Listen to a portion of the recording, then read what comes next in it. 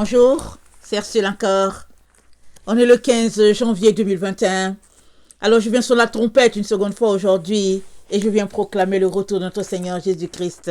Amen. Soyez bénis et que sa grâce vous soit renouvelée. Amen. Alors je viens donner la vidéo que j'avais commencé le matin. Amen. Et finalement, j'ai fait une autre, celle-là que j'ai mise en ligne.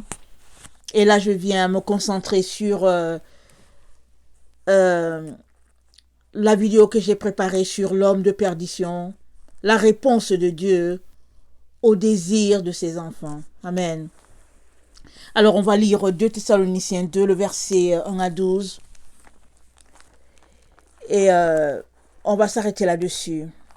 On est vraiment dans le temps. Amen. On est dans le temps où les choses sont en train de se mettre en place. Amen. Le puzzle est en train de se former. Amen. Il y a un groupe qui voit bien le puzzle. Il y a d'autres qui ne le voient pas du tout. Ils voient juste des casse-têtes par-ci, par-là. Et pour eux, c'est vraiment des casse-têtes. Et ils n'arrivent pas à les mettre ensemble. Alors, quand c'est comme ça, il est important de chercher ceux-là qui peuvent voir tout de suite la pièce et dire « ça va à cet endroit ». Il est important de marcher avec eux parce qu'ils t'aideront à replacer le puzzle de telle manière que tu ne puisses pas te perdre. Si par contre tu te dis c'est vraiment un casse-tête et que tu ne veux pas y penser et que tu te mets à penser à autre chose, c'est là que tu risques d'être perdu. Amen. Alors je viens vraiment t'encourager à désirer connaître la vérité parce que c'est elle qui te rendra libre, comme a dit notre Seigneur Jésus-Christ. Amen. Alors, de Thessaloniciens 2, le verset 1 à 12. Pour ce qui concerne l'avènement de notre Seigneur Jésus-Christ et notre réunion avec lui, nous vous prions, frères, de ne pas vous laisser facilement ébranler dans votre bon sens et de ne pas vous laisser troubler soit par quelques inspirations, soit par quelques paroles ou par quelques lettres qu'on dirait venir de nous comme si le jour du Seigneur était déjà là. Que personne ne vous séduise d'aucune manière, car il faut que l'apostasie soit arrivée auparavant et qu'on ait vu paraître l'homme du péché, le fils de la perdition, l'adversaire qui s'élève au-dessus de tout ce qu'on appelle Dieu et de ce qu'on adore, jusqu'à s'asseoir dans le temple de Dieu se proclamant lui-même Dieu. Ne vous souvenez-vous pas que je vous disais ces choses lorsque j'étais encore chez vous? Et maintenant vous savez ce qui le retient afin qu'il ne paraisse qu'en son temps. Car le mystère de l'iniquité agit déjà, il faut seulement que celui qui le retient encore ait disparu. Et alors paraîtra l'impie que le Seigneur Jésus détruira par le souffle de sa bouche et qu'il anéantira par l'éclat de son avènement. L'apparition de cet impie se fera par la puissance de Satan, avec toutes sortes de miracles, de signes et de prodiges mensongers, et avec toutes les séductions de l'iniquité pour ceux qui périssent, parce qu'ils n'ont pas reçu l'amour de la vérité qui les aurait sauvés. Aussi, Dieu leur envoie une puissance d'égarement pour qu'ils croient aux mensonges, afin que tous ceux qui n'ont pas cru à la vérité, mais qui ont pris plaisir à l'injustice, soient condamnés. Alors, ne pas croire à la vérité, c'est prendre plaisir à l'injustice. Alors, si tu es quelqu'un qui aime l'injustice, ça veut dire que tu aimes le mensonge, tu aimes la fourberie, tu aimes l'hypocrisie. C'est ça que ça veut dire. Mais si tu es quelqu'un qui aime la vérité, alors la Bible dit, tu fais partie de ceux-là qui détestent l'injustice. Parce que souvent, on cache la vérité, on la couvre, on ne veut pas qu'elle soit. Parce que toute vérité révèle beaucoup de choses en dessous. Or, la vérité, c'est l'essence même de notre Seigneur. C'est l'essence même de notre Dieu. Parce que la vérité, c'est la lumière. Et la Bible dit... Attendez. On va lire. Amen. On va lire Jean 1. Parlant de Jésus. Au commencement était la parole. Et la parole était avec Dieu. Et la parole était Dieu. Elle était au commencement avec Dieu et toutes choses ont été faites par elle. Et rien de ce qui a été fait n'a été fait sans elle. Rien n'a été fait sans la parole. Tout a été fait par la parole. Tout. En elle était la vie. Et la vie était la lumière des hommes. En elle était la vie. C'est-à-dire, en la parole de Dieu se trouve la vie. C'est ce que ça veut dire. Alors, si tu es en dehors de la parole, tu n'as pas la vie. La seule manière pour toi d'avoir la vie, c'est de vivre par la parole. De respirer par la parole. Parce que Jésus a dit, l'homme ne vit pas de pain seulement, mais de toute parole qui sort de la bouche de Dieu. Donc, c'est la parole qui nous donne la vie. Amen. Alors, elle était la vie, et la vie était la lumière des hommes. La parole, c'est la lumière. Alors, si tu n'as pas la parole de Dieu, tu es dans les ténèbres. Alors, tu peux avoir une parole mitigée. Alors, ça veut dire que le degré, le pourcentage de parole que tu as, ça va correspondre au pourcentage de lumière que tu as.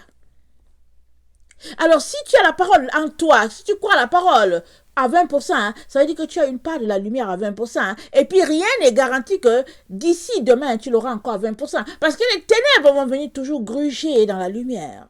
Parce que les ténèbres, au fait, ils se répandent très, très, très rapidement. Et l'image d'une poire, au fait, avec une tache et puis qui est atteinte de pourriture et puis ça avance petit à petit alors qu'on ne voit pas. Le temps que tu te rends compte, c'est pourri de l'intérieur, pas consommable. Alors, il y eut un homme envoyé de Dieu, son nom était Jean. Il vint pour servir de témoin, pour rendre témoignage à la lumière, afin que tous crussent par lui. Tous étaient appelés à croire le message de Jean. Il n'était pas la lumière, mais il parut pour rendre témoignage à la lumière. Donc Jean Baptiste était un témoin. Il a paru pour témoigner de la lumière de Dieu. Et cette lumière était la véritable lumière qui, en venant dans le monde, éclaire tout homme. Cette lumière, la véritable lumière, n'est autre que notre Seigneur Jésus-Christ. En lui, il n'y a pas de ténèbres. Il est lumière, il est vérité de A à Z, du début à la fin. Il est l'alpha, il est l'oméga, il est la lumière, il n'y a pas d'ombre de variation en lui. Et il est venu sur la terre, il n'a point péché, démontrant qu'il est effectivement cette parole-là, il est effectivement cette lumière-là, il n'a point péché. La Bible dit, en lui, il n'a point été trouvé de péché. C'est ça que la Bible dit. Donc, cette parole, le verset... attendez. Cette parole, le verset 10, elle était dans le monde, et le monde a été fait par elle, et le monde ne l'a point connue. Le monde n'a pas connu la parole, il n'a pas connu la lumière. Elle est venue chez les siens ne l'ont pas reçue. Amen, les siens, les juifs, ils ne l'ont pas reçue. Mais à tous ceux qui l'ont reçue, à ceux qui croient en son nom, elle a donné le pouvoir de devenir enfants de Dieu, lesquels sont nés, non du sang, ni de la volonté de la chair, ni de la volonté de l'homme, mais de Dieu. Et la parole a été faite chair. Elle a habité parmi nous, pleine de grâce et de vérité, et nous avons contemplé sa gloire. Une gloire comme la gloire du Fils unique venu du Père. Jésus, on a contemplé sa gloire. Ça veut dire quoi? Ça veut dire que Jésus, c'est notre miroir. Si nous voulons nous regarder, ça dit de regarder dans le miroir. Et le miroir, c'est Jésus, c'est lui la lumière.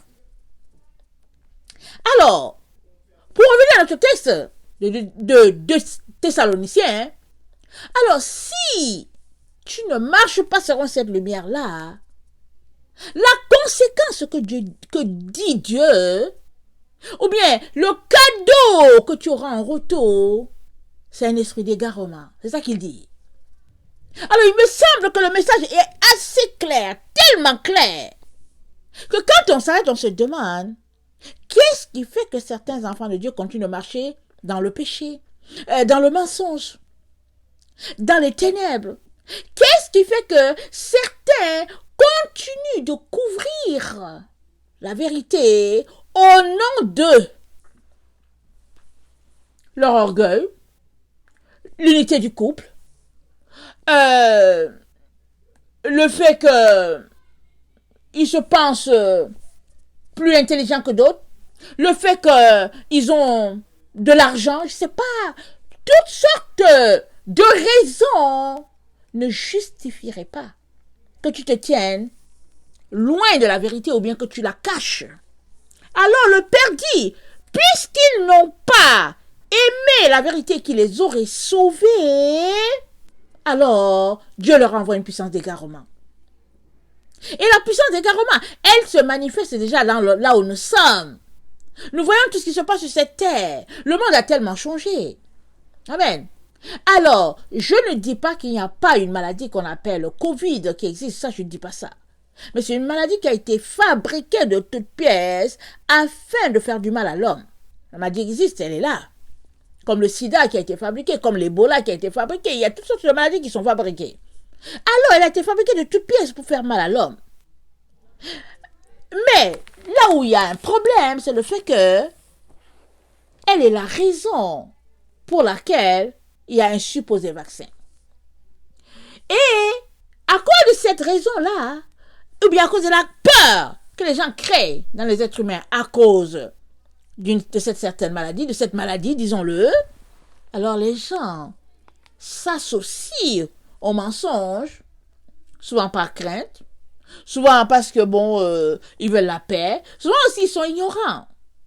Mais, prends du temps, va dans la prière, va dans le jeûne, demande à Dieu de te parler de cette maladie-là, ou bien demande-lui de te dire qu'est-ce qui se passe. Il te parlera. Mais si tu es quelqu'un qui souvent veut acheter la paix, il y a plusieurs personnes comme ça, ils aiment acheter la paix. Ils préfèrent acheter la paix et puis c'est tout. Mais au prix de ton âme, fais attention, réfléchis encore. Parce que la puissance d'égarement, qui n'est autre que, au fait, comment on appelle ça, un détour forcé, c'est-à-dire tu es détourné de Dieu, par Dieu lui-même. Puisque tu aimes le mensonge, puisque tu ne veux pas que la vérité sorte, puisque tu la caches cette vérité-là au nom de quelque chose, de ta gloire, de ta position, peu importe, hein, le Seigneur dit, ok, puisque tu aimes le mensonge, alors tu auras le mensonge en quantité. Alors, quand on regarde notre texte dans 2 Thessaloniciens, quand on le regarde, attendez, je tourne ma page.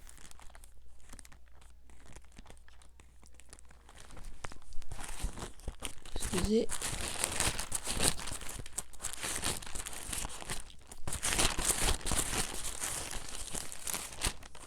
Ok. Quand on regarde notre passage, alors Paul dit d'abord aux Thessaloniciens, il dit calmez-vous, calmez-vous. Parce que c'est comme si on leur avait dit que l'enlèvement avait déjà eu lieu et puis qu'ils sont là en train de perdre le temps. Paul dit non, calmez-vous, ça ne c'est pas comme ça. Il dit, avant que n'arrive l'enlèvement, il dit il y aura l'apostasie. Il leur dit cela. Et l'apostasie, c'est quoi? C'est un abandon de la doctrine de Christ, c'est ça l'apostasie. C'est vraiment tourner sa veste, si on peut le dire. C'est ça l'apostasie. Mais c'est sûr que ça n'a pas commencé avec la génération du 21e siècle, ça a déjà commencé bien longtemps. Amen. Déjà l'apôtre Jean disait, il y a déjà parmi nous plusieurs antéchrists. Donc ça a déjà commencé depuis lors. Amen. Mais si tu es quelqu'un qui aime la vérité, qui recherche Dieu, Dieu va se révéler à toi. Prenons l'exemple des musulmans. Les musulmans, ils grandissent dans une certaine religion où il y a des règles, des lois qui sont établies. Et quand on leur aurait dit que Mahomet c'est le dernier prophète, etc., et ils suivent leur religion. Mais jusqu'au moment où, un jour, ils s'arrêtent pour dire, mais attends, je prie ce Dieu-là, il ne me répond pas. Mais qui est le vrai Dieu? À partir du moment qu'ils posent cette question, là, ils commencent à avoir des vérités parce que Ils posent la question et ils cherchent et Jésus vient leur parler. Et souvent même, ils n'ont pas besoin de poser la question. Ils le font tellement avec honnêteté, sincérité, vérité que Jésus-Christ vient se révéler à eux dans les mosquées. Jésus entre dans la mosquée pour leur dire, c'est moi la vérité. C'est moi. Évidemment, ils courent d'être tués. Mais tellement ils cherchent la vérité, elle vient les trouver. Alors si toi, tu n'as pas trouvé la vérité, est-ce par hasard? Tu ne la cherches pas? Fais-tu partie de ces personnes-là qui sont convaincues de la voir? Alors ne leur dis rien. N'ajoute rien à ce qu'ils connaissent. Ils connaissent un point, un trait. Ils ne veulent rien savoir. Surtout s'ils ont des diplômes de théologie, surtout s'ils ont des diplômes universitaires, ou bien s'ils ont grandi dans des familles chrétiennes, surtout si on leur a dit qu'ils connaissaient, alors ne leur dis rien. Mais c'est dit, quiconque me cherche me trouvera. Ah, c'est ce que Dieu a dit. Quiconque cherche le Seigneur va le trouver. Et Dieu frappez, on vous ouvrira.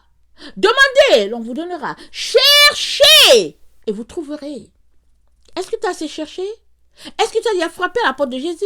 Est-ce que tu as demandé? Pour finalement t'arrêter là, en train de te vautrer dans une certaine, dans des mensonges, dans des ténèbres, dans une couche de séduction, embaumé dans la séduction. Tu es là-dedans et puis tu te dis que tu as la vérité parce que tu vas à l'église, parce que tu donnes ta dîme, parce que tu fais partie d'une dénomination. Mais as-tu la vérité? Aujourd'hui, beaucoup d'enfants de Dieu ne veulent pas que tu essaies de réveiller leur conscience. Non, non, non. Ils l'ont et c'est tout. Et c'est toi qui es dans l'erreur. Alors, l'apostasie, c'est l'abandon de la doctrine de Christ. S'il est vrai que ça n'a pas commencé par nous, ça a commencé à quelque part, déjà même au concile de Nicée, je pense que c'est le premier, je ne peux pas dire c'est le premier concile, mais c'est le concile où on leur a dit désormais de ne pas adorer selon le Dieu juif, mais d'adorer selon le Dieu romain. Et or, nous savons tous que le salut ne vient pas des Romains, mais ça vient des Juifs. Alors, c'est là que les choses ont été changées. C'est là que les gens n'observaient plus les... comment on appelle ça? Les fêtes que Dieu a données à Israël, parce que Dieu a donné 7 fêtes, et le sabbat la 8e, parce qu'on est dans le sabbat a commencé. Amen. Alors, c'est là que les gens n'observaient plus les fêtes juives. Or, chaque fête juive dit quelque chose de très significatif avec le ciel. Chaque fête que Dieu a donnée est en référence au ciel. Mais nous, on ne les observe pas, on ne les connaît pas. Mais est-ce que tu t'es mis à chercher? Est-ce que tu t'es mis dans le jeûne, la prière, le renoncement à ta propre personne pour dire, Seigneur, je veux te découvrir? Et puis, il ne t'a pas parlé? Parce que si tu as fait ça, désireux de connaître ce Dieu de vérité-là, il n'y a pas de raison qu'il ne vienne pas te parler. Parce qu'il est un Dieu d'amour, il dit ce qu'il dit. C'est-à-dire que ce qu'il dit arrive. Si tu le cherches, tu vas le trouver, dit le Seigneur.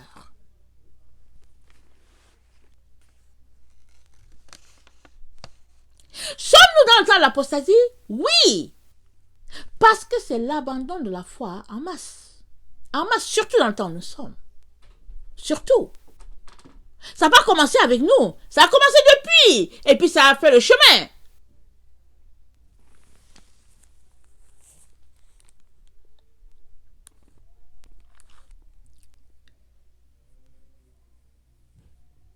Alors Paul dit à ces gens, attendez, il y a l'apostasie qui arrive en premier.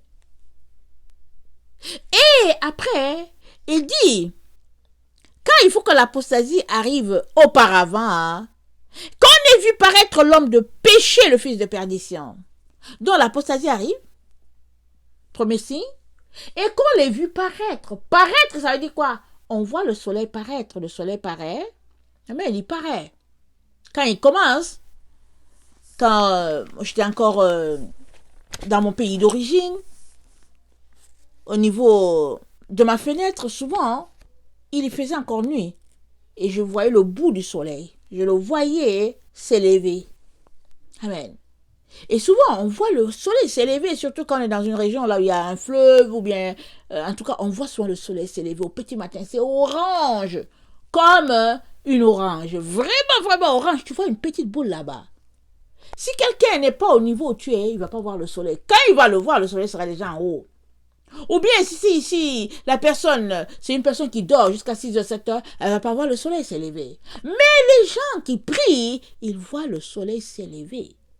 Autant ils voient la lune aller se coucher, autant ils voient le soleil s'élever. Amen. Alors le Seigneur nous dit, par la bouche de l'apôtre Paul, il dit, il faut qu'on ait vu paraître l'homme de perdition. Alors, est-ce que c'est tout le monde qui va le voir apparaître? Non, malheureusement. C'est pas tout le monde qui va le voir apparaître. Rappelons-nous, j'ai déjà dit, j'ai déjà lu, c'est souvent ça passe inaperçu. Amen, ça passe inaperçu. On parle souvent tous les deux personnes. Et puis, mais l'homme de perdition, c'est la troisième personne. Apocalypse 16. Apocalypse 16, ça dit ceci. Le verset 12. Le 6e versa sa coupe sur le grand fleuve, l'Euphrate, et son eau tarit afin que le chemin des rois venant de l'Orient fût préparé. Et je vis sortir la bouche du dragon, voilà une personne, et la bouche de la bête, voilà une deuxième personne. La bête, c'est le leader politique, et la bouche du faux prophète, 3 esprits impurs, voilà la troisième personne. Semblable à des grenouilles. Voilà 3 personnes. Le dragon, c'est lui le fils de perdition. On dit, il faut qu'on l'ait vu paraître. C'est pas tout le monde qui va le voir paraître. Certains vont peut-être le voir. Mais il sera actif au moment de Apocalypse 11, le verset 7, il sera actif. Les yeux de tout le monde vont s'ouvrir. Là, à ce moment-là, pas forcément quand il aura tué les 2 témoins, mais quand ils seront morts, ils auront ressuscité, et le voile, ou bien les ténèbres qui couvrent les gens en ce moment, les ténèbres vont se dissiper. Les gens vont voir et vont se dire, « Ah, je me suis fait avoir. » Parce que il vient donc pour exercer le jugement de Dieu sur tous ces enfants-là, ou toutes ces personnes sur la terre qui aiment le mensonge. Ce qui est dommage, c'est qu'il y a les enfants de Dieu dedans. Il y a certains enfants de Dieu, quand tu les prêches maintenant, d'épouser la vérité, de l'embrasser, ils ne veulent pas. Ils sont des raisonneurs. Ils aiment raisonner, ils ont appris thèse, et puis synthèse, et puis bon voilà, je me rappelle même plus, thèse, antithèse et synthèse, ils l'ont appris à l'école. On nous a appris ça, tout le monde. Ils ne sont pas capables de lire ou bien de recevoir une information et de fermer la bouche, ils ne sont pas capables. Il faut qu'ils disent quelque chose. Alors, parce que on a grandi dans cette culture-là, amen, et chaque génération, ça va plus poignant, amen, alors, en tant que parents, on est appelé à entraîner nos enfants à quand même savoir fermer la bouche. Et c'est tout un défi, parce que c'est une génération à qui on a appris à l'école à s'exprimer. Alors on dit non, il faut t'exprimer. Alors, finalement, ça devient une partie, ça devient une seconde nature chez l'être humain. Mais il est important qu'on puisse s'arrêter, qu'on puisse entendre les choses et puis s'arrêter pour demander, Seigneur, qu'est-ce que tu en penses? Où es-tu? C'est cela aussi la méditation. Être constamment dans la présence de Dieu pour recevoir ce qu'il a à nous dire.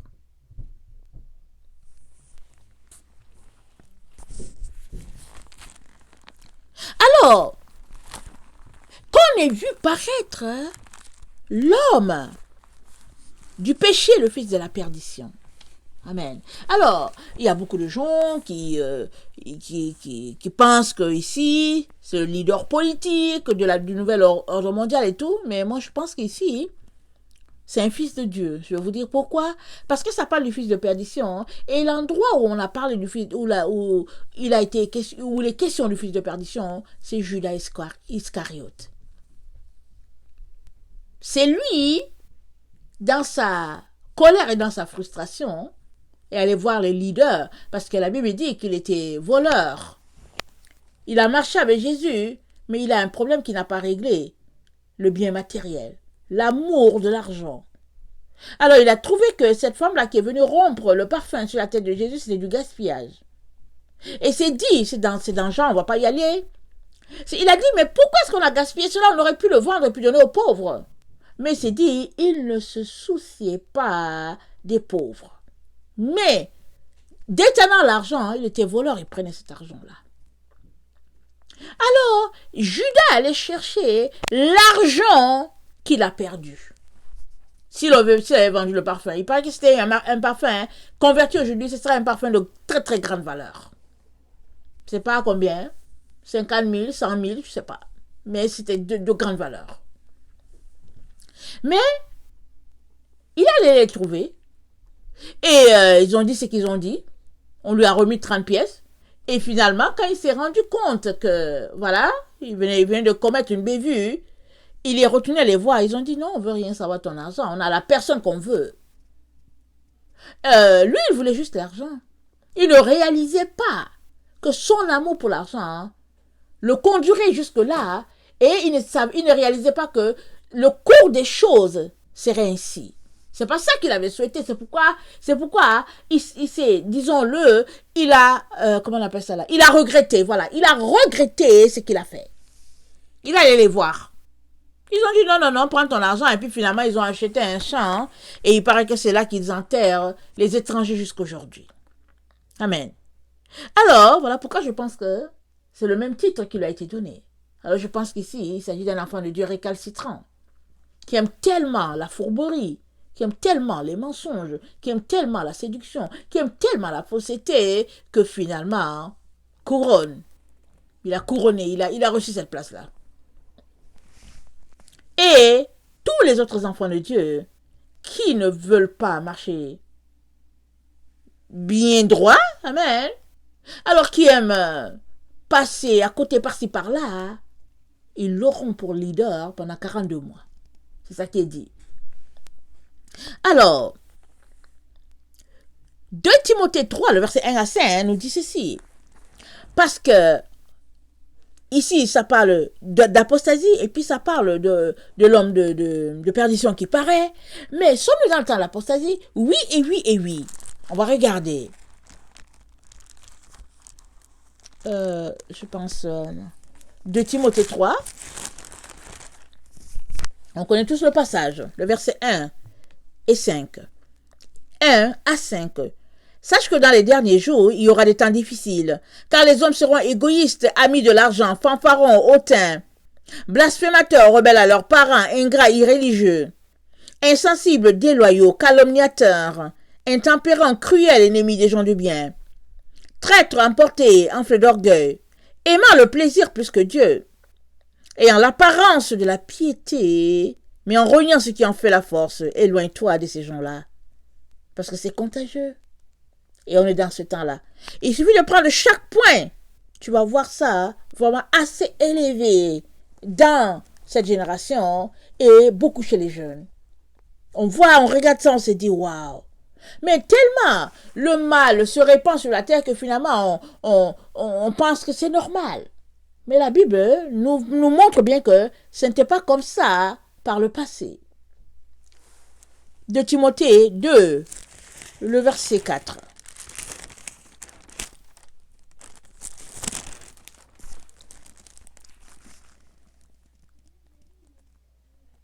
Attendez, est-ce que je suis bien au bon endroit? De Timothée 2, le verset 4. Attendez, je pense que je suis pas au bon endroit. Attendez. Je pense que c'est 2 Timothée. Ah voilà, c'est 2 Timothée 4, le verset 4.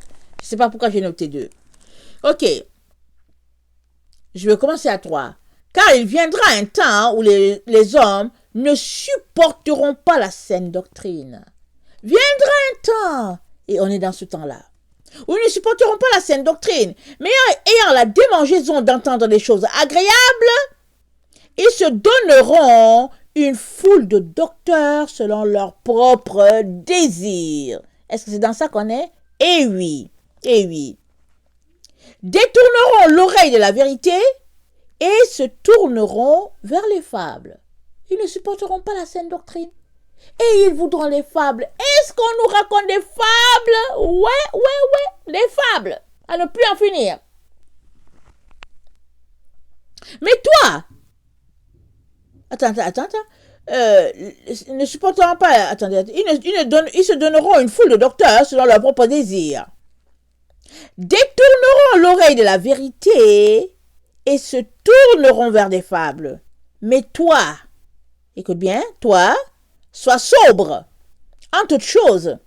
Supporte les souffrances. Fais l'œuvre d'un évangéliste. Remplis bien ton ministère. Mais toi, sois sobre en toutes choses. Quelqu'un qui est sobre, c'est quelqu'un qui ne prend pas l'alcool et puis bon, qui n'est pas endormi, en tout cas qui est bien éveillé, il est sobre là, en tout cas il cherche son Dieu. Et Paul encourage son fils Timothée à être ainsi. Parce qu'il lui dit, viendra un temps, amen, et ce temps-là, on est en plein dedans. Ça dit que la caractéristique du temps dans lequel on est, c'est les doctrines fausses qui ont envahi les églises. C'est rempli, ce n'est que ça. La rareté, c'est de trouver une église qui a la saine doctrine de Jésus. C'est ça la rareté, c'est ça là qui est rare. Alors que dans le temps de Paul, c'était rare de trouver des endroits où on ne supporte pas la saine doctrine, mais aujourd'hui c'est le contraire. On est dans l'apostasie. Parce que être apostate, c'est dit, abandonne la doctrine de Christ. Donc ça veut dire que souvent on est apostate sans le savoir. Et je dois vous dire, je reconnais que je l'ai été. Amen. J'ai grandi dans une famille chrétienne. Je côtoie les églises tout le temps, toute ma vie, si je peux le dire ainsi. Mais en les côtoyant, si les doctrines étaient fausses, c'est que moi aussi j'étais dans l'apostasie. Amen. Mais à force de chercher le Seigneur, à force de taper, de cogner, de frapper, et puis de dire, mais où la vérité, et puis tout, on finit par avoir des flashs, amen, par notre Seigneur à cause du Saint-Esprit qu'il nous a donné. Le Saint-Esprit, c'est l'esprit de vérité que le Seigneur nous a donné. Il dit, je ne vous laisserai pas orphelin, je vous donnerai un autre consolateur. Ça veut dire que Jésus-Christ est déjà un consolateur. Et il nous dit, il nous donne un autre. Et il vous conduira dans toute la vérité. Il prendra ce qui est de moi et il vous l'enseignera. C'est ça qu'il dit. Mais maintenant, il faudrait que tu invites le Saint-Esprit dans ta vie. Mais si tu n'aimes pas le Saint-Esprit et que tu penses que tu te suffis et que vraiment les gens qui ont le Saint-Esprit, c'est les gens qui t'énervent et puis etc., ça veut dire que finalement, tu as fermé la porte au Saint-Esprit. Alors, comment seras-tu enseigné dans la véritable doctrine de Christ? Normal que tu aies une doctrine qui satisfasse tes passions, qui satisfasse tes désirs. Et finalement, tu es là-dedans, tu es content parce que ta chair est contente. Mais tous ceux qui vivent par la chair périront, dit le Seigneur. Seuls ceux qui vivent par l'esprit vivront.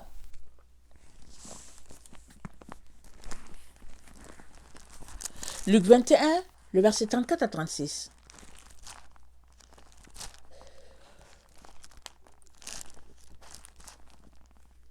Excusez-moi. Luc 21, le verset 34 à 36.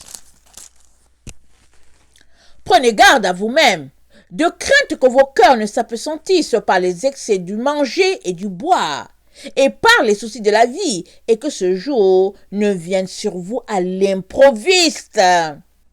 Car il viendra comme un filet sur tous ceux qui habitent sur la face de toute la terre. Veillez donc et priez car en tout temps, afin que vous ayez la force d'échapper à toutes ces choses qui arriveront et de paraître debout devant le Fils de l'homme. Qui est le Fils de l'homme? Le messager de la fin. Malachie 3.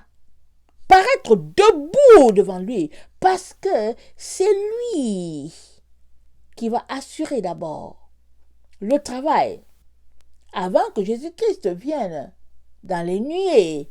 Amen. Lui d'abord. Parce que Jésus-Christ a dit, quel est l'économe, quel est le serviteur fidèle? Je pense que c'est Luc 12, si j'ai bonne mémoire.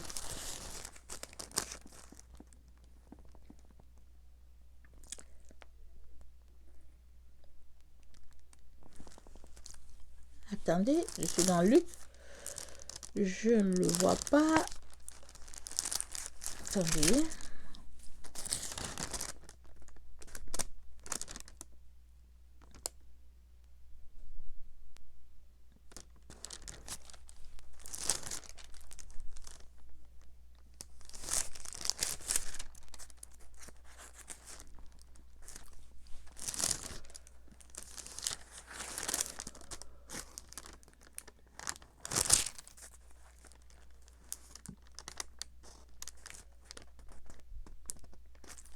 Attendez, j'ai vu, on vient de passer notre texte.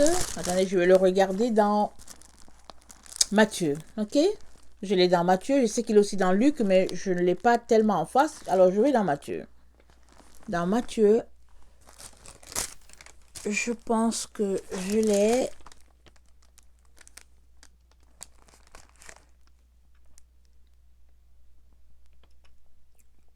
Ok, je pense, attendez, j'étais allé dans, j'ai dit Luc 12.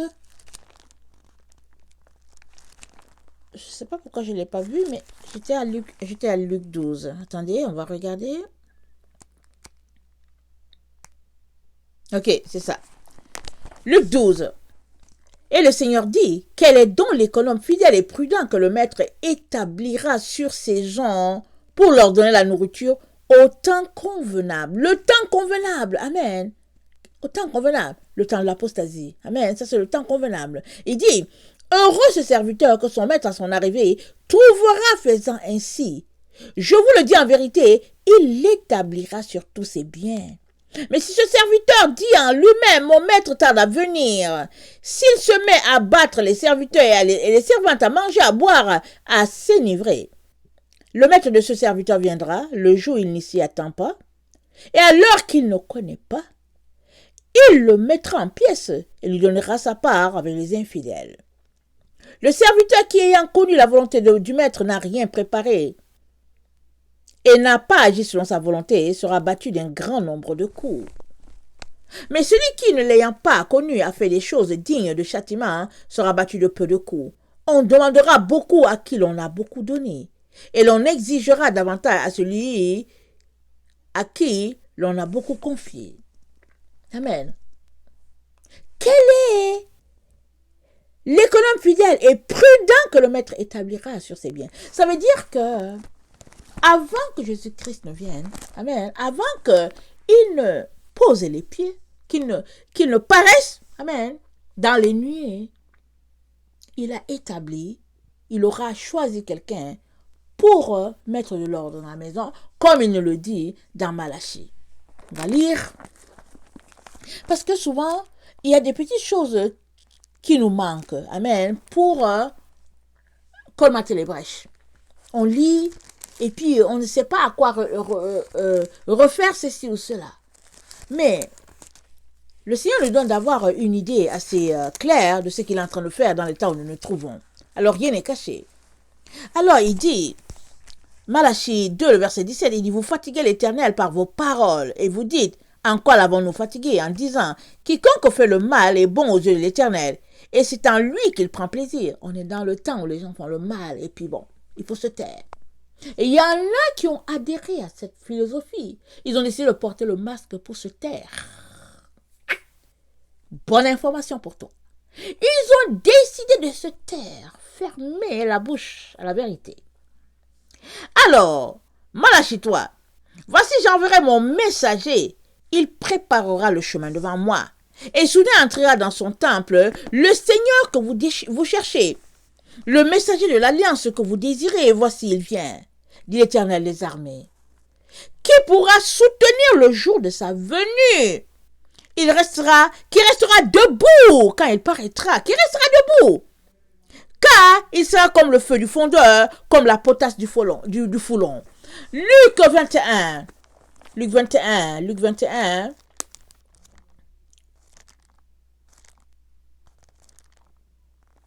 Le verset 36. Veillez donc et priez en tout temps, afin que vous ayez la force d'échapper à toutes ces choses qui arriveront et de paraître debout devant le Fils de l'homme. Amen. Malachie 3, le verset 4. Qui pourra soutenir le jour de sa venue? Qui restera debout quand il paraîtra?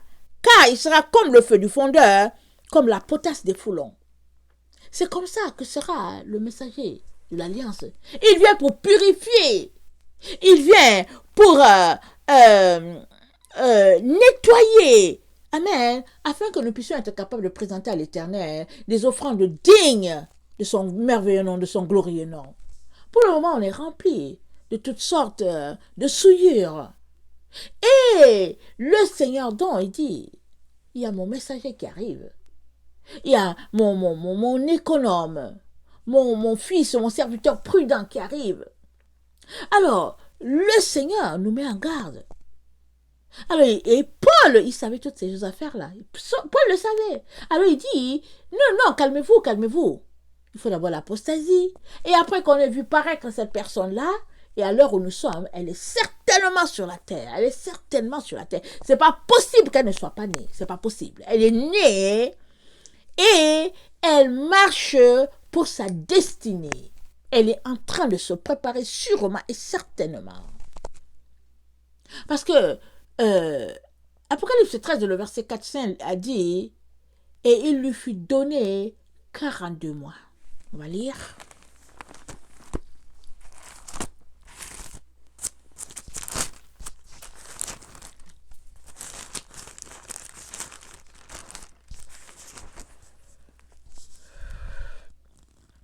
Apocalypse 13, le verset 5. Il lui fut donné. Attendez. Apocalypse 13, le verset 4. Et ils adorèrent le dragon, parce qu'il avait donné l'autorité à la bête. Et ils adorèrent la bête, en disant, qui est semblable à la bête, et qui peut combattre contre elle. Et il lui fut donné une bouche qui proférait des paroles arrogantes et des blasphèmes. Et il lui fut donné le pouvoir d'agir pendant 42 mois. Ce monsieur-là, cette personne-là, bien si c'est une femme, peu importe, on ne sait pas, cette personne-là va agir pendant 42 mois. Et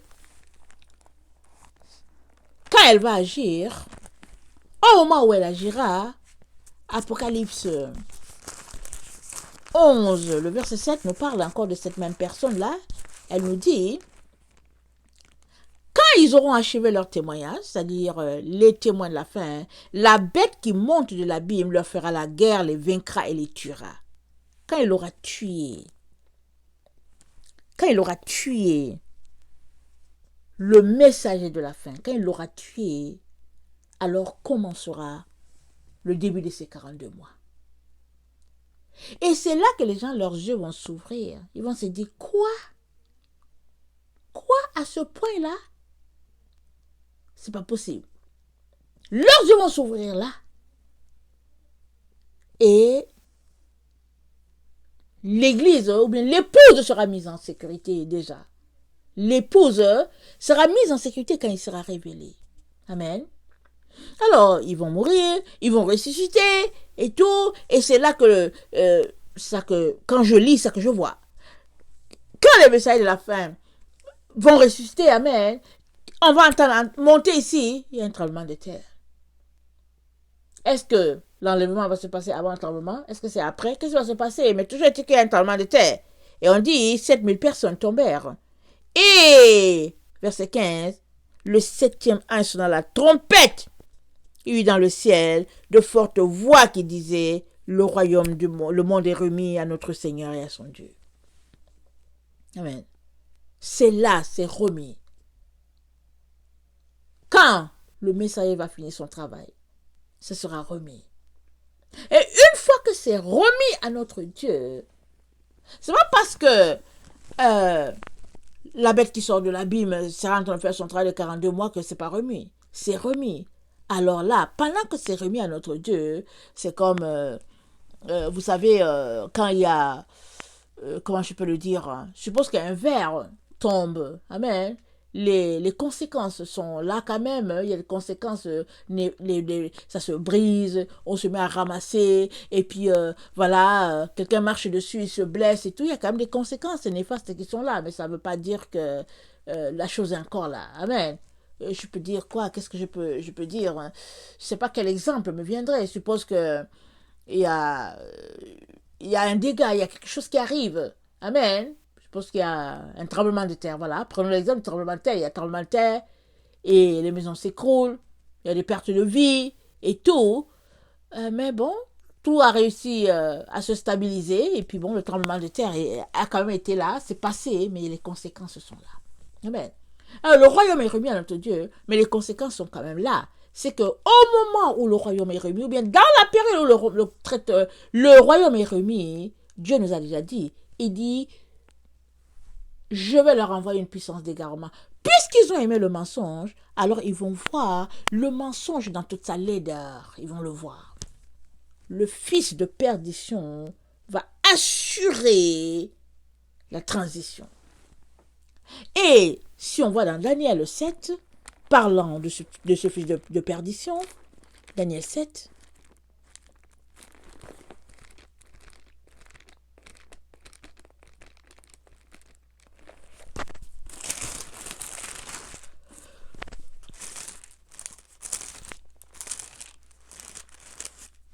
c'est dit de lui, les versets 24, Daniel 7, 24.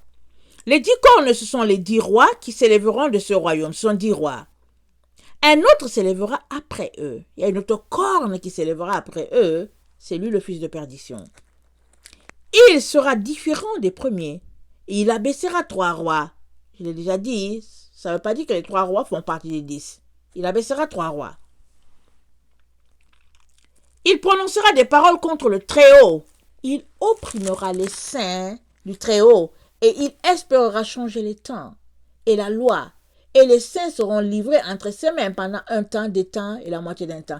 Pourquoi est-ce qu'il espérera changer les temps? Amen. C'est parce que il souhaiterait rattraper le temps qu'on ne peut plus rattraper. Parce qu'il n'a pas cru à la vérité. Il souhaiterait changer les temps. Ça veut dire que c'est un enfant de Dieu qui dit, si je savais. C'est un enfant de Dieu qui regarde, qui dit, si je savais, il espérera changer les temps et la loi. Il espérera, il souhaiterait. Mais trop tard. Alors, il va se défouler sur la terre. Il va se défouler. Parce que le nom, c'est fils de perdition. Parce que si tu appartiens déjà au diable, pourquoi est-ce qu'on va t'appeler fils de perdition? Tu appartiens déjà au diable. Anyway, tu es au diable. Mais fils de perdition, parce que tu es un enfant de Dieu et tu as été perdu.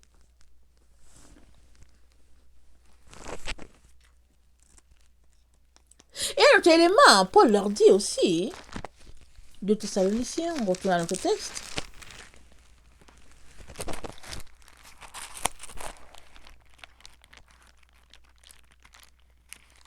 excusez-moi. Ok.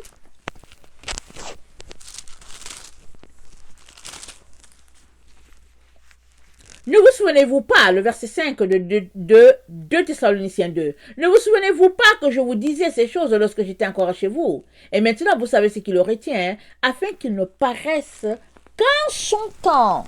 Donc, il y a un temps marqué où il devait paraître. C'est le temps où les enfants de Dieu seront tellement versés dans tout ce que Dieu n'aime pas, comme on l'a lu dans 2 Timothée 3, amen, les gens seront fanfarons, amis de l'argent, blasphémateurs et tout, aimant le plaisir plus que Dieu, afin qu'il ne paraisse que dans son temps. Et il paraîtra, ou bien il paraît, ou bien il est déjà vivant dans ce temps où les gens sont portés juste par le plaisir. Ils sont versés dans le plaisir. Ils n'aiment plus. Ils aiment qu'on leur raconte des histoires concernant Dieu. Des fables sont là-dedans. La vérité, non. On est dans ce temps-là où on envoie nos enfants à la jeunesse et ils s'en vont jouer aux jeux vidéo. On leur met des films. Et puis, c'est quelque chose. C'est quelque chose. Aujourd'hui, sur la terre, il n'y a plus une jeunesse où les enfants vont et puis voilà, on leur apprend la parole jusqu'au bout. Non, il faut qu'ils aillent jouer. Ils vont jouer au basketball, ils vont faire ceci. Et après, ils vont dire, oh oui, c'était intéressant. Mais qu'est-ce que vous avez fait? On a joué. Pourquoi est-ce que c'est si important que la jeunesse soit portée vers les jeux, la plaisanterie? Parce que si tu aimes Dieu et que tu es juste porté vers le jeu, tu vas penser que Dieu est un jouet. Tu vas penser que suivre Jésus-Christ, c'est du jeu. Tu ne vas jamais t'arrêter pour faire du sérieux avec ta vie. Parce qu'un jour, quiconque est un être humain va rencontrer Dieu. Et l'ennemi ne veut pas. Alors, dans les églises, c'est fait de telle sorte que il faut aller jouer. Alors, quand tu parles à l'enfant, il va trouver que tu es trop sévère et tout, parce que tout est jeu. Et il faut ramener cela, il faut ramener pour dire non, arrêtez de faire les plaisanteries, il faut ramener tout le temps. Et quand une habitude est ancrée, c'est difficile. Mais il faut ramener, il faut sortir de là immédiatement. Parce que quand tu es enclin à jouer, tu es enclin à faire des plaisanteries, tu es enclin à t'amuser avec tout, alors tu t'amuses avec Dieu. Les gens passent le temps à dire comme si Dieu était leur ami. Et comme ils se sont rendus compte que c'est un peu compliqué, ils ont mis un autre mot. Mais c'est le même mot, ils ont juste mis un S. Et ils disent non, c'est pas ça que je voulais dire. Mais c'est pareil au même. Ça veut dire que tu n'as tellement pas de respect pour ce Dieu-là qu'il faut que tu fasses sortir le oh my là. Et puis tu trouves une issue. Crains Dieu, hein. Crains Dieu. Si tu connaissais tes 10 commandements, hein, c'est dit de ne pas prendre le nom de l'Éternel en vain. Tu ferais mieux. Parce que les Juifs qui nous ont apporté la parole, ils ne prononcent pas le nom de Dieu. Non. Il n'y a que nous autres là. Les gens, on ne sait pas d'où on vient là. Nous là, qu'on a dit que oui, Jésus-Christ nous a sauvés, que oui, il est mort pour nous et qu'on peut pécher. Alors on prend le nom de Dieu là, on met ça dans la boue pendant toute la journée 24 heures. On met son nom dans la boue plus que 24 heures. Chacun, combien le nom de Dieu est invoqué? Mais Dieu dit une chose ici. Il y a quelque chose qui dit, si toi tu n'es pas prêt à honorer ce Dieu là, il dit quelque chose de poignant. Il faut que je te le lise. Il faut que je te le lise. Parce que ça risque de te juger. La parole de Dieu risque de te juger. Ça dit ceci. Malachie 1, le verset 11. Car depuis le lever du soleil jusqu'à son couchant, mon nom est grand parmi les nations. Et en tout lieu, on brûle de l'encens en l'honneur de mon nom. Et l'on présente des offrandes pures. Car grand est mon nom parmi les nations, dit l'Éternel des armées. On présente à ce Dieu-là de l'offrande pure. Des gens parmi les nations, les gens qui ne connaissent pas Dieu. Ils ne connaissent pas, ils le cherchent, ils se disent, Seigneur, tu es où? Ils apportent les fois, ils disent, oh mon Dieu, si tu existes, regarde. Ils présentent les offrandes. Nous qui disons que nous appartenons à Dieu, que nous connaissons Jésus, alors là, pas de respect pour ce Dieu-là. Alors fais attention. Fais attention. Tout ça, c'est les marques de l'apostasie. C'est des attitudes comme ça qui vont faire que tu vas te retrouver sur le chemin de le fils de perdition. Puisque tu ne veux pas te ranger. Puisque tu penses que Dieu c'est ton petit copain, c'est ton petit ami. On te parle, tu ne veux pas te ranger. Du lever du soleil jusqu'à son couchant, mon nom est grand parmi les nations. Et en tout lieu, on brûle de l'encens en l'honneur de mon nom. Et l'on présente les offrandes pures, car grand est mon nom parmi les nations. Je prie que tu puisses présenter à ce Dieu-là de l'offrande pure, que le fruit de tes lèvres soit d'une agréable odeur, que ce soit sanctifié. Quand tu ouvres la bouche pour parler de ce Dieu-là, à ce Dieu-là, que tu parles de lui, là, fais attention. Fais attention, crains l'Éternel, tremble devant sa parole. Fais attention. Voilà la génération que nous sommes. Pas de respect, on méprise ce Dieu-là, et puis tout ça. Et puis donc, lui là, le fils de perdition, c'est dans ça qu'il est tombé. C'est dans ça qu'il est. Aimant le plaisir plus que Dieu. Et puis bon voilà, il est là. Alors si tu aimes ça, Dieu dit pas de problème. Ça arrive. On est presque, nous y sommes presque. Il dit pas de problème. Tu vas goûter. Et moi, je viens te mettre en garde. Je viens te dire, allez, secoue-toi. Hein. Secoue-toi. Crie à Dieu, pleure et puis enferme-toi. Débarrasse-toi de toutes les choses que Dieu n'aime pas. Débarrasse-toi, fais attention. Fais attention. Crée ce Dieu-là. Partout sur les réseaux sociaux, ils sont là, les gens sont là, ils racontent les histoires, ils blaguent, ils rient, les gens font des blagues, les gens vont payer dans les, comment on appelle ça, hein, les amphithéâtres, ils payent pour aller écouter les gens faire des blagues, des plaisanteries sur Dieu, sur Jésus et puis tout ça. Donc voilà la génération que nous sommes. J'espère que tu ne ris pas quand tu entends ces gens-là. Quand tu entends les gens là faire pour qu'on rie sur Jésus. J'espère que tu ne ris pas.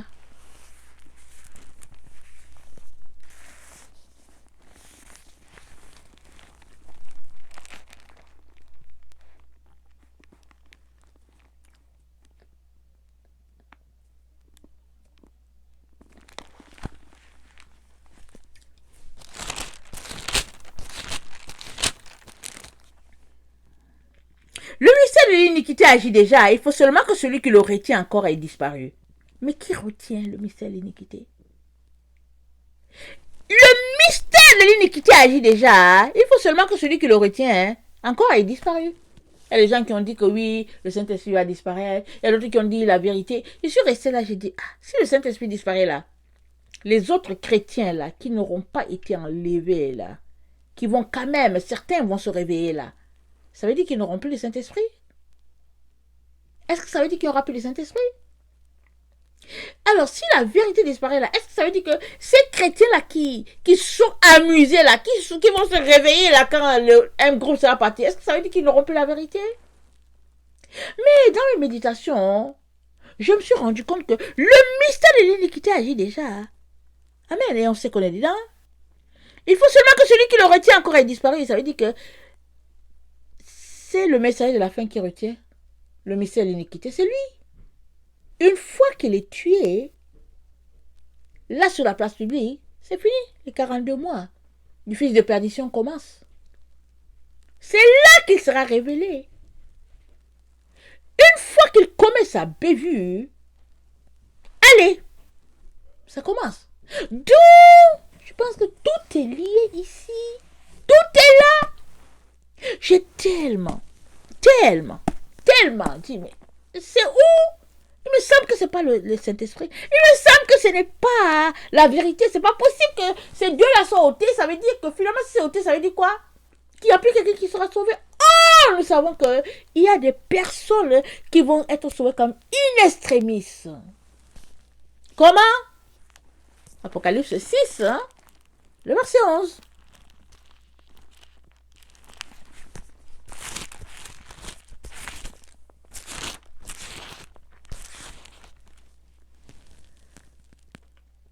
Verset 10, ils crièrent d'une voix forte et dirent, « Jusqu'à quand, Maître saint et véritable, tardes-tu à juger et à tirer vengeance de notre sang sur les habitants de la terre ?» Une robe blanche fut donnée à chacun d'eux et il leur fut dit de se tenir au repos quelque temps encore, jusqu'à ce que fût complet le nombre de leurs compagnons de service et de leurs frères qui devaient être mis à mort comme eux. Dieu est bon, il est gracieux, il est merveilleux, il est extraordinaire notre Dieu. Amen. Il est bon. Amen. Il est bon, notre Dieu. Alors, de ce groupe-là, de ces enfants-là qui sont là, quand on leur parle, ils sont là, ils traînent là. de ce groupe-là, il y en a qui vont réaliser, qui vont dire, oh non, non, non, non, non, ils n'ont qu'à me tuer, ils n'ont qu'à tout faire, je ne rate pas ce moment-là, ils n'ont qu'à me tuer. Mais tu penses que ce sera facile de passer par la mort? Ça ne sera pas facile. Si on te tue d'un seul coup, ça sera bien. Mais il y aura la torture, la vraie. Et ce n'est pas des êtres humains qui vont te torturer, hein. Ce sera des démons qui vont te torturer. C'est-à-dire que c'est des êtres humains qui auront le cœur des démons. Parce que, regarde, on va lire Apocalypse 9.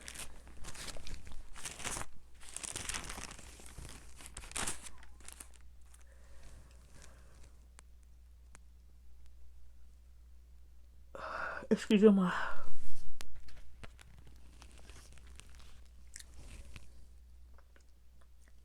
Le cinquième ange sonna la trompette et il vit une étoile qui était tombée du ciel sur la terre. La clé du puits de l'abîme lui fut donnée et elle ouvrit le puits de l'abîme. Et il monta du puits une fumée comme la fumée d'une grande fournaise et le soleil et l'air furent obscurcis par la fumée du puits. De la fumée sortirent des sauterelles qui se répandirent sur toute la terre, sur la terre. Il lui fut donné le pouvoir comme les scorpions de la terre. Il lui fut donné de ne point faire du mal à l'herbe à la terre, à l'herbe de la terre, ni à aucune verdure, ni à aucun arbre, mais seulement aux hommes qui n'avaient pas le sceau de Dieu sur leur front. Alors, ici on parle de sauterelles. Amen, ça c'est dans le monde spirituel. Dans le monde spirituel, on y voit les sauterelles, c'est ça que j'en ai vu. Amen. Alors, l'abîme, là, le trou de l'abîme est remis à quelqu'un. Lui, Apollyon, qui représente le fils de perdition. La clé de l'abîme lui est donnée. Amen. Alors, tout ce qui sera fait en ce temps-là, pendant que il va exercer le jugement là, tout ce qui sera fait là, ça sera fait avec la collaboration de ce qui se passe là-bas en dessous. Des choses démoniaques. Des choses en provenance des endroits, vraiment, en tout cas. Ça ne sera pas facile. Ça ne sera pas facile. Alors, arrête-toi et demande-toi, qu'est-ce qui fait que là où tu es là, qu'est-ce qui fait que tu n'arrives pas à croire? Qu'est-ce qui fait que ton cœur est de glace? Qu'est-ce qui fait que tu restes convaincu que tu es dans la vérité? Il y a beaucoup de personnes qui sont là, qui sont convaincues qu'ils sont dans la vérité. Ils sont convaincus que si Jésus venait, il les prendrait. Il y a beaucoup. C'est vrai qu'il y a plusieurs qui marchent avec le Seigneur. Mais il y a d'autres qui sont convaincus, mais ils sont dans l'illusion. Plusieurs sont dans l'illusion, mais ils se convainquent que quand il va venir, coûte que coûte, il ne va pas les laisser. Pourquoi? Parce qu'on leur a dit, il suffit juste de donner ta vie à Jésus. Il suffit juste, après, ils donnent un peu ta dîme, et puis bon, voilà, et tout. Alors, ils mènent leur vie comme ils l'entendent, comme ils le veulent, et ils se sont convaincus, année après année, que si Jésus venait, il les prendrait, il n'y aurait pas de problème. Ne viens pas leur dire de changer, parce qu'ils vont s'arrêter, ils vont t'engueuler correctement. Ils vont te dire, toi tu penses que tu es chrétien plus que qui? Qu'est-ce que tu veux faire croire aux gens? Ils vont te laver, savonner. Et puis bon, voilà. Ça ne sera pas facile. Ça sera des personnes devant toi, tu vas les voir, c'est des personnes, mais en réalité, c'est des agents de Satan, et peut-être même qu'ils ont juste la chair humaine sur eux, alors que c'est des démons des profondeurs de l'enfer. Parce que l'ange de l'abîme, là, amen, il a la clé. Alors, il peut faire ce qu'il veut. C'est-à-dire qu'il est arrivé à cet endroit-là par toutes sortes de sorcelleries, des choses ténébreuses et tout ça. C'est ça qu'il dit. Apocalypse 13.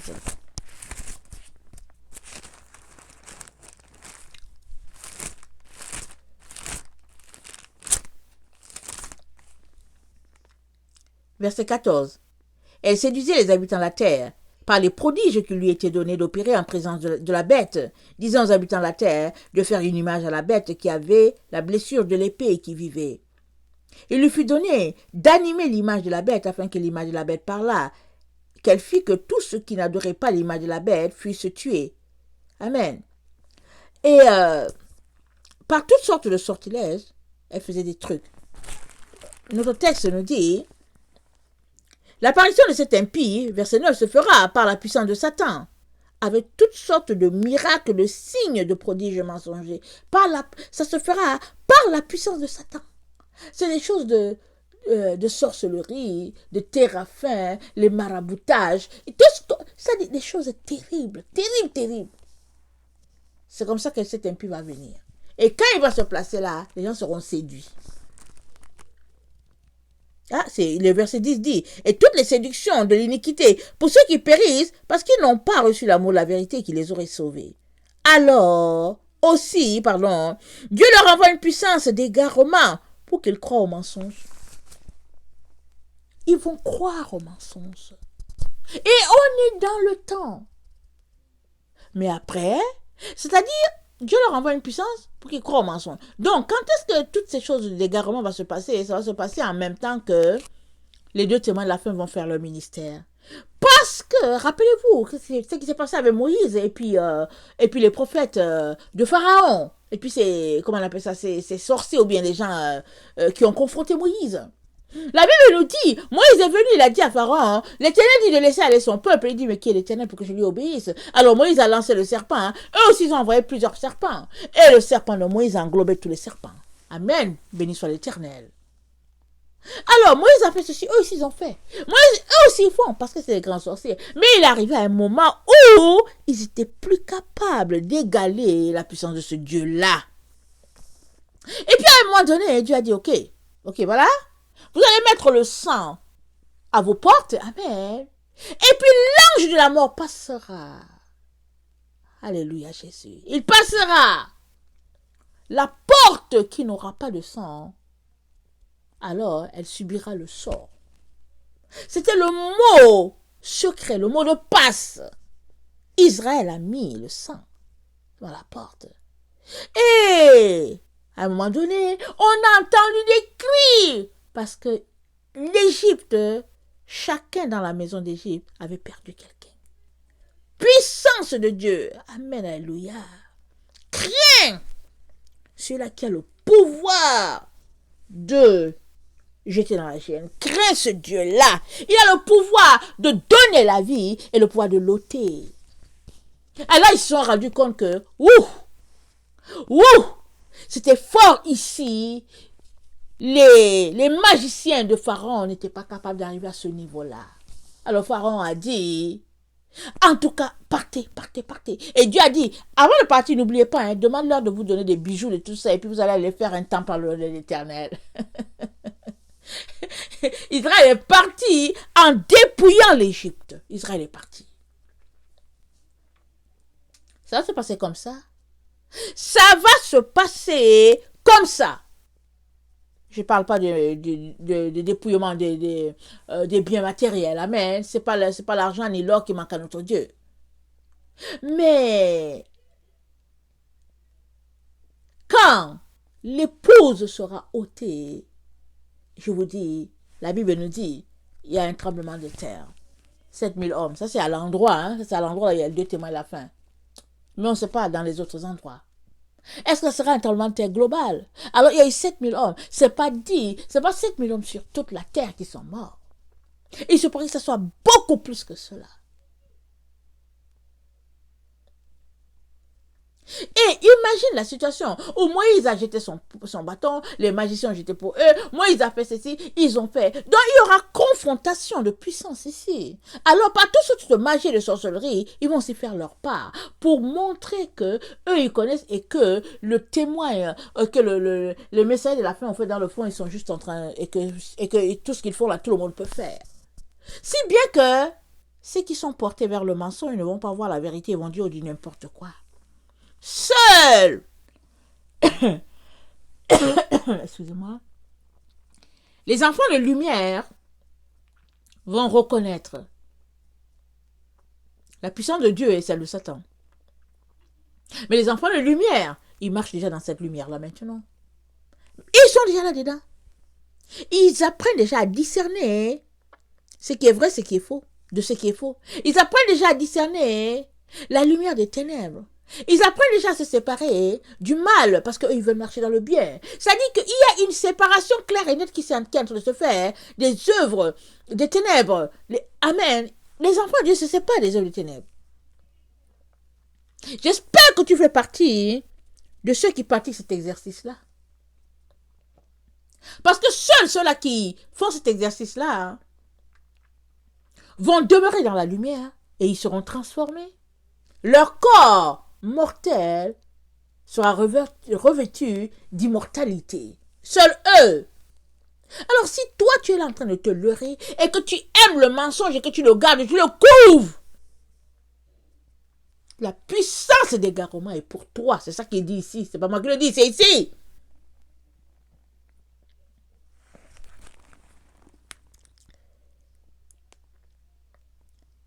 Verset 11. Aussi Dieu leur envoie une puissance d'égarement pour qu'ils croient au mensonge, afin que tous ceux qui n'ont pas cru à la vérité, mais qui ont pris plaisir à l'injustice, soient condamnés. Ils ont pris plaisir à l'injustice. Alors dans une situation d'injustice, c'est que l'autre est lésé.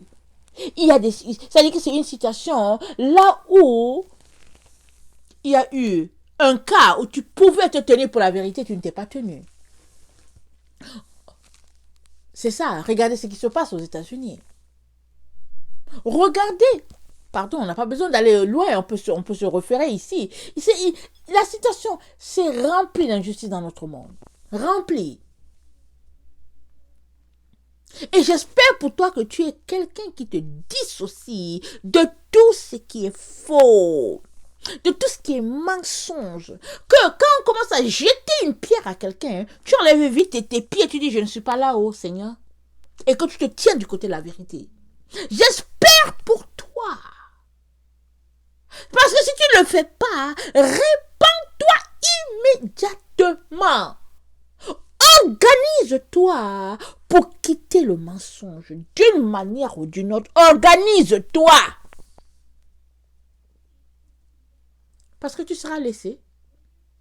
Ton corps ne sera pas transformé. Crie à Dieu, demande-lui de te montrer, de t'aider. Il n'y a pas de problème à venir devant la personne pour dire pardonne-moi. Pardonne-moi. Aujourd'hui, les gens aiment marcher en groupe. Ils marchent en groupe. Ils sont là, ils couvrent leurs péchés, leur orgueil, leur idolâtrie. Ils couvrent ça bien. Tout le monde parle d'une même voix.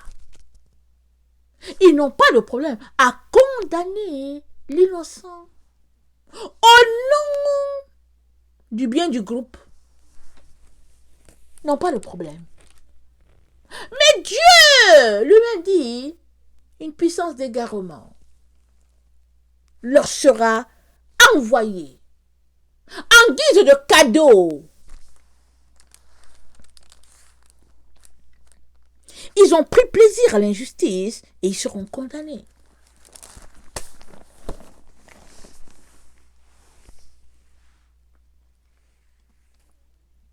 J'invite tout un chacun à régler sa vie, à la ranger, à l'aligner en arrière de la vérité.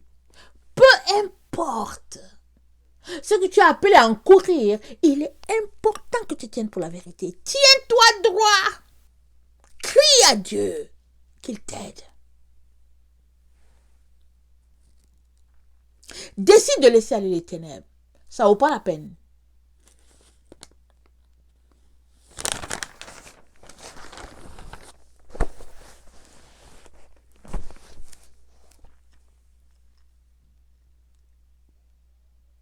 Le mystère de l'iniquité agit. Ça veut dire qu'il y a beaucoup d'opposition à la parole de Dieu. Parce que c'est l'iniquité. Donc, parce que la parole de Dieu, c'est la vérité. Alors, s'il y a iniquité, alors ça veut dire qu'il y a opposition à ce que Dieu est en train de faire. Ce que Dieu veut faire, les gens s'opposent. Les gens ne veulent pas. Ils s'opposent.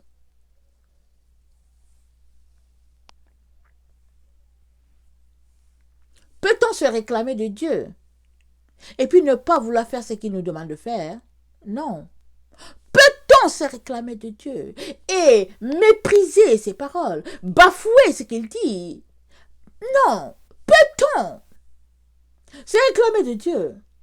Et se tenir alentour, l'orgueil possible pour penser qu'on connaît. Non.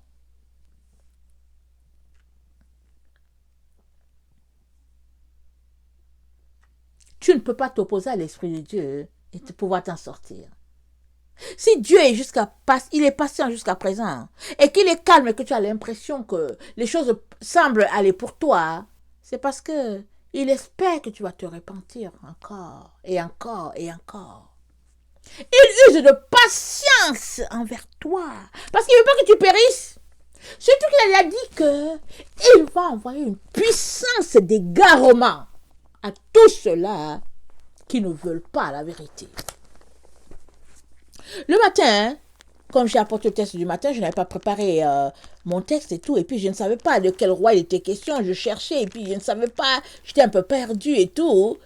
Et finalement, quand j'ai fini d'apporter mon enseignement et tout, j'ai su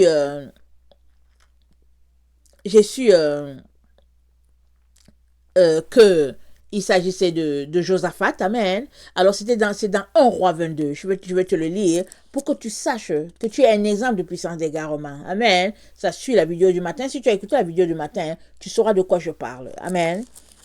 Alors,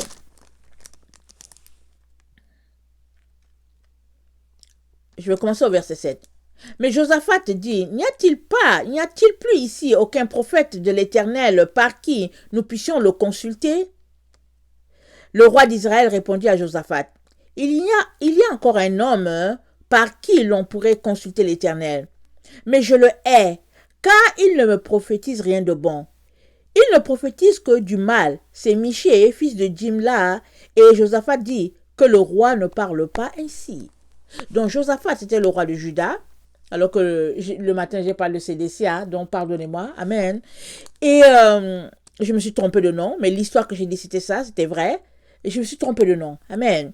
Alors Josaphat, le roi de Juda, est venu voir son compagnon qui va aller attaquer un roi païen, amen. Alors le roi Josaphat dit, non, fais pas faire ça. Et il lui dit, mais est-ce qu'il n'y a pas quelqu'un d'autre qu'on peut consulter, puisque tous les prophètes d'Israël disaient au roi d'aller attaquer l'ennemi. Et Josaphat lui dit, mais est-ce qu'il n'y a pas quelqu'un d'autre? Parce que Josaphat n'avait pas le cœur tranquille. Il n'était pas tranquille. Alors le roi d'Israël lui dit, non, mais il y a quelqu'un qui est ici là, mais lui me prophétise juste le mal. Et puis Josaphat dit, mais va quand même le chercher, envoie-le. Alors, on envoie chercher Michée. Alors, le verset 18, le roi d'Israël dit à Josaphat, attends, on envoie chercher Michée. Le verset 15, lorsqu'il fut arrivé auprès du roi, le roi lui dit, Michée, irons-nous attaquer Ramoth en Galade ou devons-nous y renoncer? Il lui répondit, ça c'est Michée qui répond directement au roi, il dit, monte, tu auras du succès et l'Éternel la livrera entre les mains du roi. Il a parlé, on dirait qu'il a parlé ironique. Et le roi lui dit, combien de fois me faudra-t-il te faire jurer de ne me dire que la vérité au nom de l'Éternel? Amen. Donc, Michée vient, il dit au roi, non, monte, vas-y. Un peu comme je suis en train de parler là. Alors le roi lui dit, mais attends, mais combien de fois vas-tu me dire vraiment, est-ce que tu peux me dire la vérité? Alors, Michée répondit, le verset 17, je vois tout Israël dispersé sur les montagnes, comme des brebis qui n'ont point de berger. Et l'Éternel dit, ces gens n'ont point de maître, que chacun retourne en paix dans sa maison. Le roi d'Israël dit à Josaphat, ne te l'ai-je pas dit?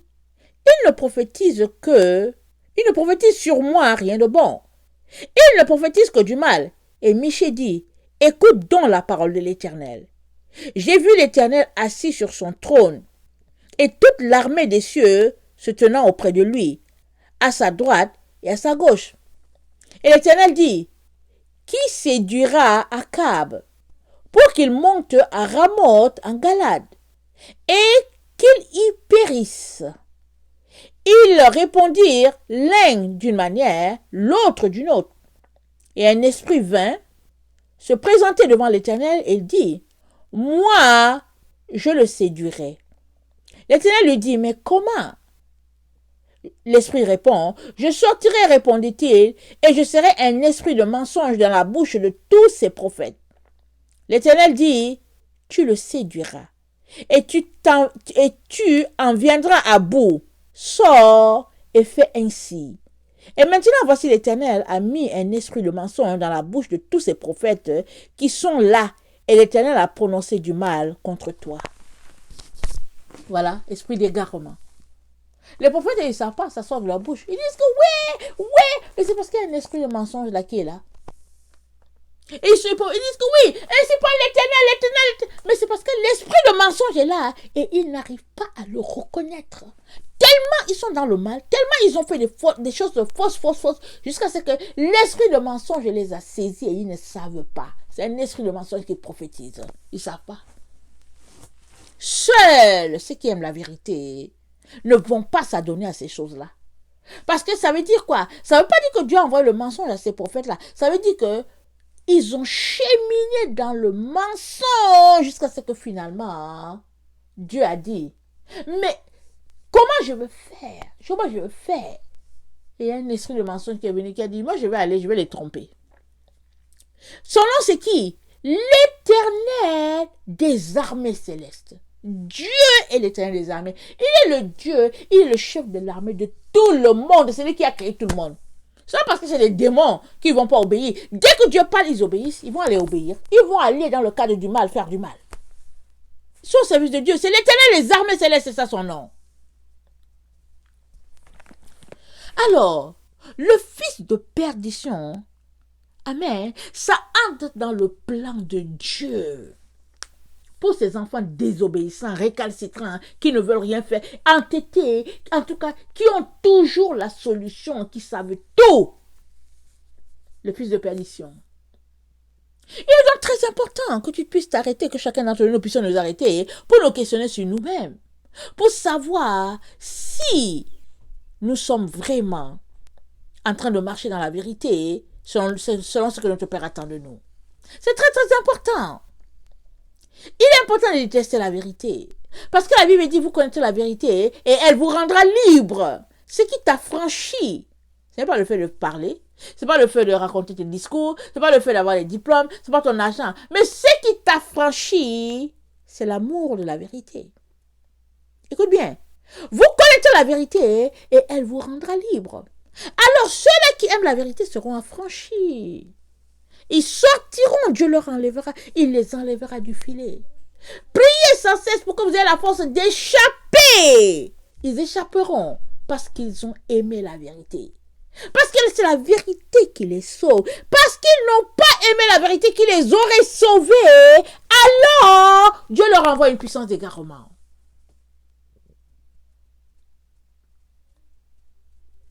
Quelle est la motivation dans ta vie? Qu'est-ce qui te fait marcher? Qu'est-ce qui est le moteur qui te fait fonctionner? Est-ce le mensonge ou la vérité?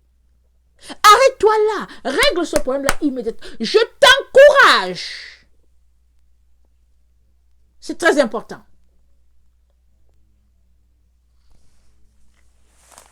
Je vais prier avant de vous laisser. Et j'aimerais que tu saisisses que l'esprit d'également, son finish, son point final là, c'est le fils de perdition. Et l'esprit de vérité, son point, évidemment c'est notre Seigneur Jésus, mais il y a une première école qui va se faire. Le Messie de la fin va venir, amen, et il va purifier tous ceux-là qui aiment la vérité, parce que vous savez qu'on est des êtres pécheurs. La seule personne qui est sans péché, c'est notre Seigneur Jésus. Alors le message de la fin vient pour purifier, pour que chacun puisse s'examiner, s'épurer, regarder, pour dire, qu'est-ce qui me reste encore? Mais tout le reste là qui aime les mensonges là, livrés, ils seront livrés au fils de perdition. Ils seront livrés. Et si tu aimes vraiment Jésus, tes yeux vont s'ouvrir là. Et je te conseille de ne pas arriver là-bas. Hein. Je te conseille de ne pas aller là-bas. Prie pour que tu puisses être récolté avant ça. Parce que ça a des moments terribles. Seigneur mon Dieu, tu es tellement bon, tu es tellement merveilleux. Seigneur, on ne sait même pas comment te prier. Seigneur, la Bible dit que venez goûter, sentez combien l'Éternel est bon, Seigneur. Quand tu n'as pas goûté là, on ne peut pas savoir que tu es bon. Mais tu es bon, oh mon Dieu. Je prie que tes enfants qui m'écoutent puissent expérimenter ta bonté, ton amour, qu'ils puissent demeurer dans ta parole, Seigneur. Qu'ils puissent demeurer dans ta parole. Rester là dans ta présence, Seigneur. Quand on est dans ta présence, non seulement on ne voit pas le temps passer, mais on se demande, mais comment est-ce que le temps a tellement coulé vite là, Seigneur? J'aimerais, je prie pour tous ceux-là qui m'écoutent. Je te supplie pour chacun d'entre eux. Seigneur, que les écailles puissent tomber de leurs yeux pour qu'ils puissent réaliser qu'on est à la fin. Seigneur, je te supplie, Jésus. Donne-leur un cœur tendre, un cœur qui accepte de se remettre en question. La Bible dit que Dieu résiste aux orgueilleux, il fait grâce aux humbles. Seigneur, je prie que ceux qui m'écoutent puissent être visités par l'humilité. Seigneur, aie pitié, compassion. Seigneur, entends mes prières, entends mes cris, Seigneur, pour tes enfants, Seigneur. Et compassion, mon Dieu, mon roi. Mon Dieu, mon roi, touche Jésus, touche Jésus. Merci parce que tu es amour, tu es bonté. Seigneur, entends, Seigneur, le cri de ceux-là qui souffrent, de ceux-là qui ont faim, de ceux-là qui ont soif, Seigneur. Je prie, ô Jésus, qu'ils puissent tellement aimer la vérité et qu'ils puissent se dissocier de tout ce qui n'est pas de toi. Oh Jésus, qu'il y ait peu de personnes qui s'adonnent à l'amour des hommes, qui s'adonnent à la crainte des hommes, qui se reposent sur des médicaments, des vaccins, qu'il y ait peu de personnes, mais que tes enfants puissent se reposer en toi.